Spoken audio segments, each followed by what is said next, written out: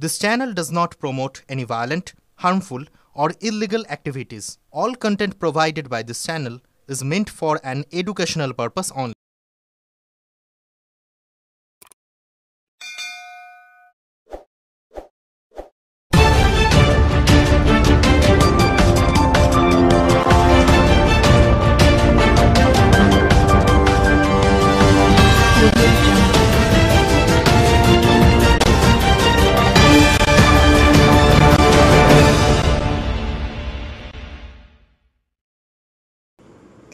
দীপাবলিতে আবারও ফিরতে চলেছে সাবেকিয়ানা। প্রদীপের আলোয় চারিদিক আলোকিত করতে বর্তমান প্রজন্মের কাছে চাহিদা বেড়েছে মাটির প্রদীপের। বিগত বেশ কয়েক বছর ধরে মাটির প্রদীপের চাহিদা কমে গিয়েছিল। প্রথমত মাটির যোগানের অভাব, তার উপর চাহিদা কমায় কর্মীর অমিল, সব মিলিয়ে এক প্রকার ধস পড়েছিল মাটির প্রদীপ শিল্পে। মোমবাতি কিংবা অন্যান্য বৈদ্যুতিক আলোতেই দীপাবলিতে সেজে উঠছিল বাড়িঘর, যার ফলে চিরাচরিত সাবেকিয়ানায় ভাঁটা পড়েছিল। তবে এবছর মাটির প্রদীপ কেনার ঝোঁক দেখা যাচ্ছে বর্তমান প্রজন্মের মধ্যে। প্রদীপের দাম ঠিকই আছে, আগের বারও যেরকম নিয়েছিলাম এবারেও সেরকমই আছে। আর প্রত্যেকবারই আসি প্রদীপ কিনতে, মাটির প্রদীপটা একটা আলাদাই আমাদের ইমোশন, তো খুব ভালো লাগে প্রদীপ কিনতে। তো এরকম এসে ভালো কালেকশন নানা রকমের আছে। আবার আজকে মনে হয় বিষ্ণুপুর থেকে ঢুকবে না, বাঁকুড়া থেকে আরও প্রদীপ আসবে।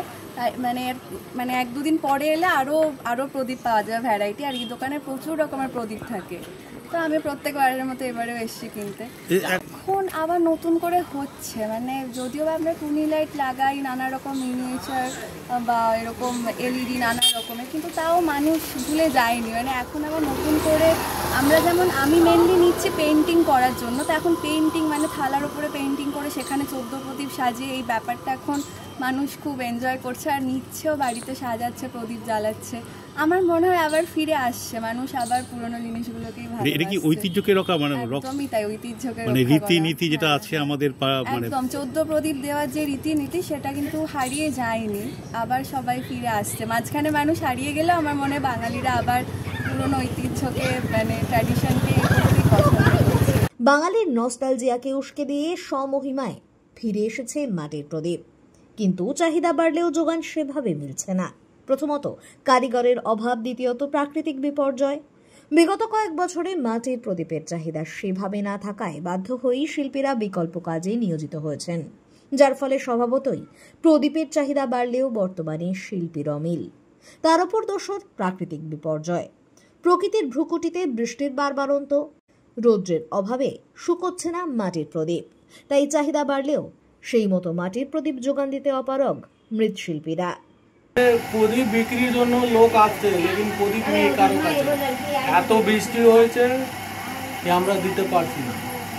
অর্ডার আছে লেকিন দিতে পারছি না, কেন প্রদীপ তৈরিই নেই। রোজ বৃষ্টি হচ্ছে, 4 মাস ধরে বৃষ্টি হলে কোথা থেকে দিবে আমরা?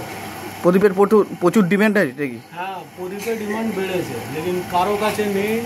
বৃষ্টির জন্য মাটিও ঠিক মতো আসছে না। মানুষ কি সচেতন হয়েছে আগের চেয়ে? মানুষ আগে থেকে একটু প্রদীপ জ্বালাচ্ছে, মানুষ প্রদীপ খুঁজছে মাটি। এবছর কিরকম ডিমান্ড রয়েছে? খুব এবছর মোটামুটি এখন পর্যন্ত ডিমান্ড আছে, লেকিন মাল নেই, বৃষ্টির জন্য মাল নেই। এই শুধু কি প্রকৃতির ব্যাপারের জন্যই কি আপনারা সাপ্লাই দিতে পারছেন, নাকি এই কাজের লোকজন কমে গেছে? এই কাজে বহুত লোক কমে গেছে। এক একটা ঘরে আগে প্রদীপের জন্য 5 জন কাজ করতো, এখন একজনই করে। 1 জন 2 জন সব অন্য অন্য কাজে যাচ্ছে। মাটি পাবে না, কয়লা পাবে না, কি করে? লোক কমে যাওয়ার কারণ কি? লোক কমে যাওয়ার কারণ মানে খুবই বিক্রি কমে গেছিল মিডিলে।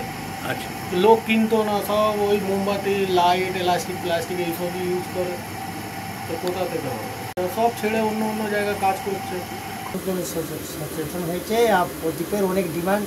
লোক এখন ফাইবার ছাড়া আর মাটির জিনিসটা অনেক ব্যবহার করছে।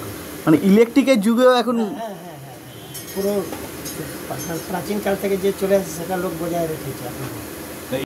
ব্যুরো রিপোর্ট, খবর গুচ্ছ।